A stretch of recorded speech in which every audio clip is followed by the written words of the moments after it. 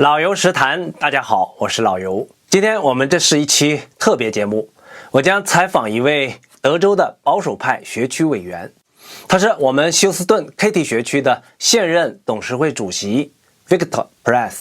他于2022年成为 Katy 学区的董事会成员，2023年被选为董事会主席，今年他将寻求连任。下面我们就有请 Victor 走进我们的演播室，让他来介绍一下他的竞选理念。Hello, Victor. Jimbo. Welcome to my channel. 第一个问题，我想问你，你为什么想寻求连任？因为你已经在 Katy ISD 服务了3年，已经做出了很多的服务贡献啊，为什么不选择退休享受生活，而是决定继续参选？ Well, that's interesting. Of course, it's a big decision because it's a big sacrifice. And it's a lot of work. I don't mind the work, but it's a big sacrifice. And of course, we don't get paid as school board members. I was already retired. I retired as a CFO for energy companies, so I bring that to the table.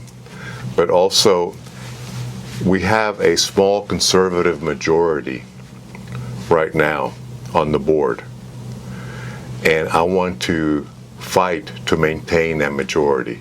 It's very important that we maintain the majority that we have, and the people that are against me, the people that are running against me, want to change that. So I'm motivated to maintain our conservative majority. 好，那么就是我刚才听到了你说，你这个工作是没有薪资的，其实是就是一种服务，是不是？ Correct. It has no pay. It's something that I feel I'm called to do, like a sacrifice for the community, to give back in service. Also, I want to add that our 3 children, my wife and I are 3 children, were all educated in Katy ISD, and now we have 4 grandchildren in Katy ISD. So I'm working for them and for all children to improve Katy ISD. So it is a volunteer position. 好，那我想了解你的核心竞争理念是什么？如果自由派的对手当选了，他会如何改变 Katy ISD？ Okay, so we elected also 2 years ago, the community elected 2 years ago, 3 ladies who are conservative and who work very closely with me. So the 4 of us are the conservative majority at this point, because there's 7 board members in total, so we have 4. And so that's what I'm trying to do, is protect that small conservative majority. And the conservatives on the board, and they are myself and Amy Teamy, Mary Ellen Kuzella, and Morgan Calhoun. And because of them, the 4 of us were able to put in place certain policies that I don't think would have been approved if we didn't have the majority conservatives on the board. So I'm afraid that things would change with regard to those policies and maybe others if we lose this election and we lose our conservative majority. 好，那我就想了解一下，现在在我们的学区推进的这个保守派政策，比较明显的，大家争议比较大的都有哪一些？ The most controversial ones have to do, particularly in August of 2023, we approved a policy that we call parental authority and gender fluidity matters. And the intent of that policy is to keep liberal gender ideology out of the schools, that we protect, and we have certain guidelines. For example, that teachers should not ask students about their preferred pronoun, and that we don't teach radical gender ideology, in other words, gender fluidity, that we don't teach that in the schools, that in the curriculum or in the classrooms. And also to make sure that we protect girls in their privacy spaces, in their locker rooms, and in their bathrooms. and we keep sports. Also, we protect girls' sports. So basically, if a student comes out and says that they want to change their name, they want to be called by a different pronoun, we have to get parental approval. We want to make sure we don't keep secrets from parents. The parents have to know, and they have to approve. 好，那么我们在推进这些政策中间，有没有碰到自由派的反对、批评、挑战？你们是怎么回应的？怎么努力的去跨越这样的一些争议？ Yes. So that policy that I just described, the gender fluidity policy, gender fluidity matters policy, passed by a vote of only 4-3, with the conservatives voting for it and the other 3 voting against it. So it only passed by 4-3.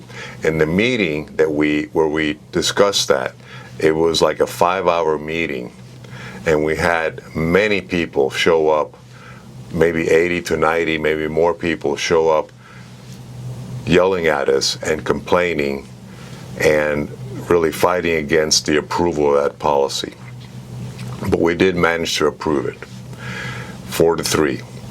So that was the conservatives voted for it, myself and the 3 ladies. Now we also have pursued and passed other policies related to removing sexually explicit materials out of the libraries. We've done that as well, but we always get pushback and complaints about that people don't want us to do that. They don't want us to remove these materials from the library. And we also passed a policy where books that promote gender fluidity cannot be in elementary and junior high schools. And for them to be in high school, the parents have to opt in. I think what's important to think about is that when we talk about a conservative majority, the other 3 on the board they talk like they're conservative and say that they're conservative, but their votes don't indicate that. So I think it's something to remember, that their actions don't follow that in terms of because they try to portray themselves as also conservative. And the key to these policies is parental authority and parental approval and transparency for parents, and that we protect kids, and that we focus on academics, on core academic courses, and not distractions for the students that don't help their education. 这个其实是我下面要问的一个问题，就是为什么家长必须在孩子的教育中拥有决定权？就是我们如何确保学校尊重家长？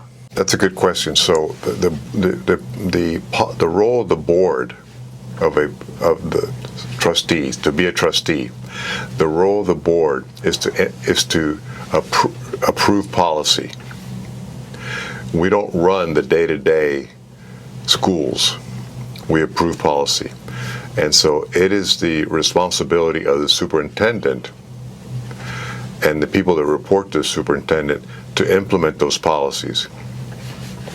And so we need the board has oversight responsibility over the superintendent and the district, and it's our role.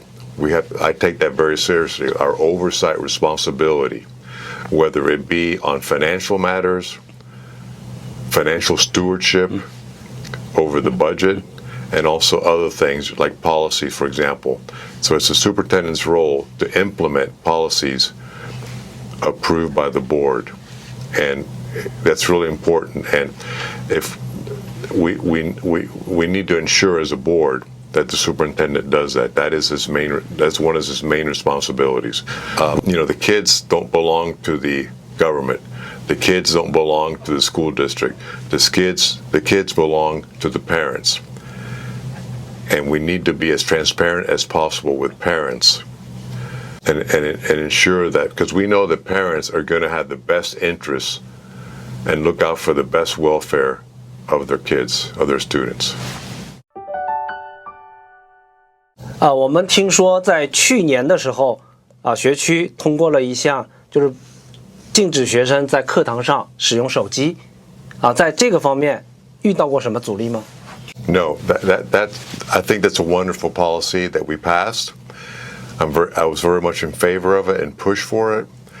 Basically, the policy is that absolutely no cell phone usage in the classroom during instructional time.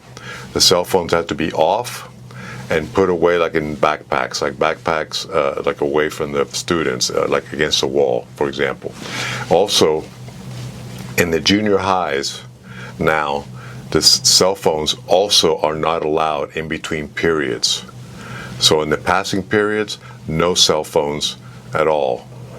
So in instructional time, anywhere, elementary, junior high, high school, no cell phones during instructional time.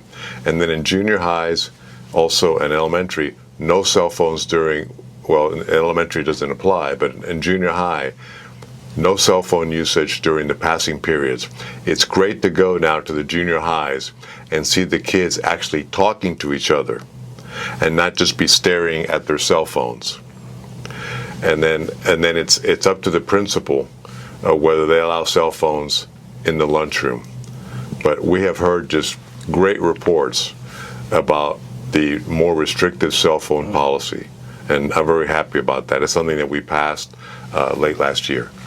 好，下面想跟您聊一个关于财务上的问题，因为大家知道学校的很多资金都来自于我们的地税，家长都很关心，就是学区在这个资金上有什么样的监管。 Okay, so as far as the oversight over the budget, when I became president, I instituted 2 board meetings a month. Before, there was only 1 board meeting because I felt like the board meeting, the trustees, the board, did not spend enough time looking at and discussing the finances. So I implemented 2 board meetings.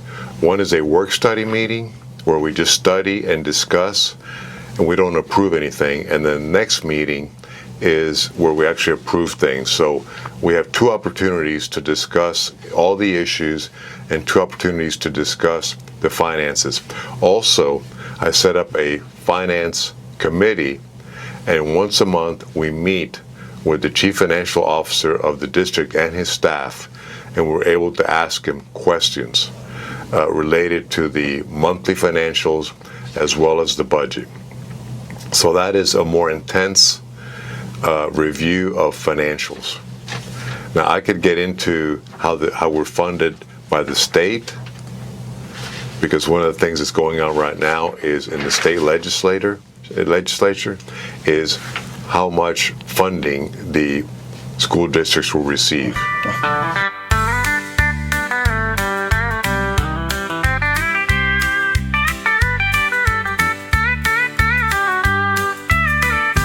And as we look at the budget and the finances, one important factor is that we always look at what are we spending on the classroom versus, for example, we want to make sure we're not wasting money, we don't have high administration expenses, but the focus needs to be on the classroom. What will help the student in the classroom? Like the resources that we need for the classroom. So we're not sacrificing education and not sacrificing programs. That also includes making sure that we reduce the teacher shortage. 下面我想问一个关于你竞争对手的一个话题。对，因为我今天看到有一个新闻说，自由派的选举人他们受到了某些组织的支持，而且这个组织后面是有很大的资金在支持他们。那这样的话，保守派跟他们在这个选举中，那是不是他们就有更大的优势？我们怎么去跨越这个问题？ Okay, so I think what you may be referring to is the fact that my opponent, James Cross, who claims to be nonpartisan and conservative was endorsed and is being endorsed by a very radical liberal group, which is called Indivisible Katy, and they are part of or affiliated with a group that's referred to as Indivisible throughout the United States, and they're the groups that are organizing, for example, protests at Tesla dealerships against for example, Trump saying impeach Trump and things like that. So they're organizing these protests against, and that just gives you an indication how liberal they are and how radical they are, and they are supporting my opponent. Now, as far as funding, as far as my campaign, I'm putting money into my campaign for sure, my own money, and then also, of course, I go out and raise money and depend on contributions to help me with my campaign for yard signs and website and push cards to hand out. So basically I put in money on my own, but also I need help to raise money for these expenses, because the school district is big. We have about 235,000 registered voters in Katy ISD. Now, maybe only 15 to 16,000 vote, so it's a very low percentage, but we have to be able to reach those voters, and that takes money. And I might add that what's important in an election like this is voter turnout, because a lot of people may agree with me and may want me to be reelected, but they stay home and don't vote. And a lot of people don't know that there's a school board election coming. And so part of what we have to do is reach them and inform them that there's a school board election, because the turnout for school board, like in a May election compared to November election, the voter turnout in May is very low. So what we need to do is get voters out to vote, get our voters out to vote. That's critical. 那我想了解这个投票，学区的投票，那是不是只要在这儿上学的家长，是不是都可以投？ It's not necessary that you have children in school to vote in school board elections. As long as you live within the boundaries of Katy ISD, you pay taxes here. So some people say, well, I don't have kids here. And I say, it doesn't matter if you don't have kids in Katy ISD. You live here, you pay taxes, and it's important that this be a successful community, that we have children that are being well educated, and that we have a growing and successful community, because it affects the value of our houses, of our property, and we're paying taxes. So it's important that people vote. They don't have to have kids in Katy ISD, as long as they live in the boundaries of Katy ISD. 我想问一个问题，这里你说到，公民可以投票，那么永久居民可不可以投？ Only citizens can vote, and I think the deadline to be registered to vote, if you're not registered to vote, I think it's April 3rd, something like that. We can double check that, but I think it's April 3rd. So if you have to be a citizen, but if you're not registered, you have until April 3rd to register to vote. 那这个投票的规则应该是跟总统选举是一样的，是吧？ As far as like if you have to be a citizen, yes, it's the same. Well, I think 100% sure, but I think you have to show a picture ID.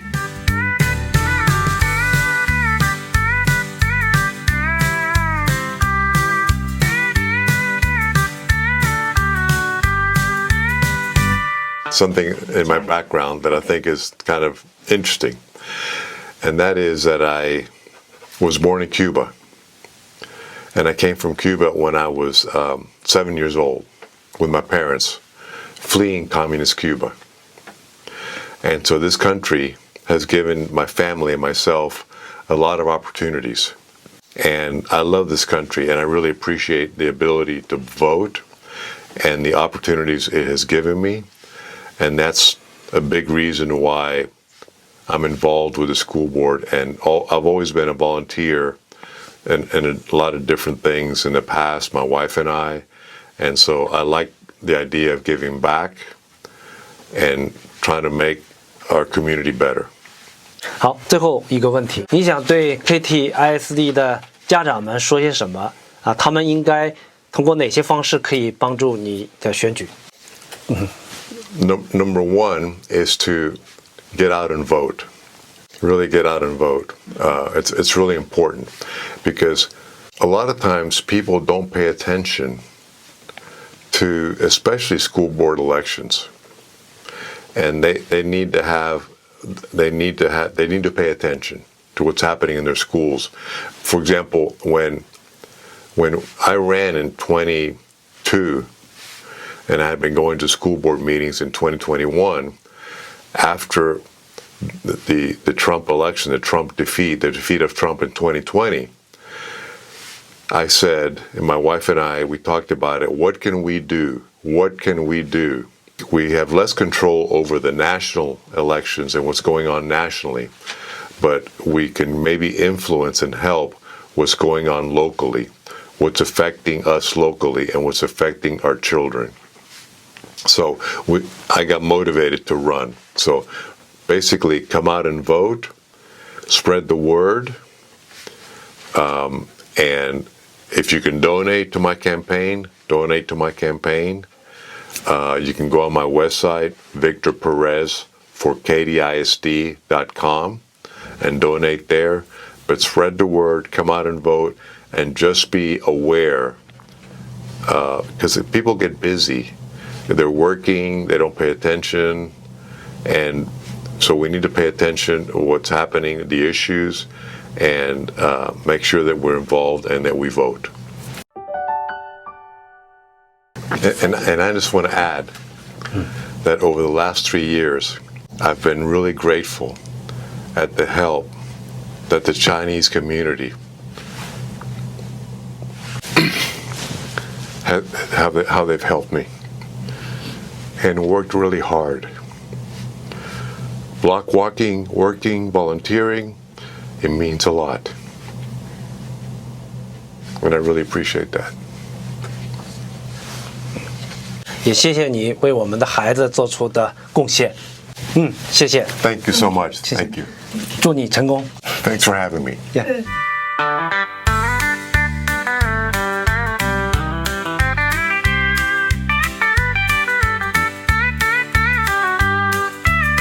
老友是談美故事時，隨每日熱點看美麗的。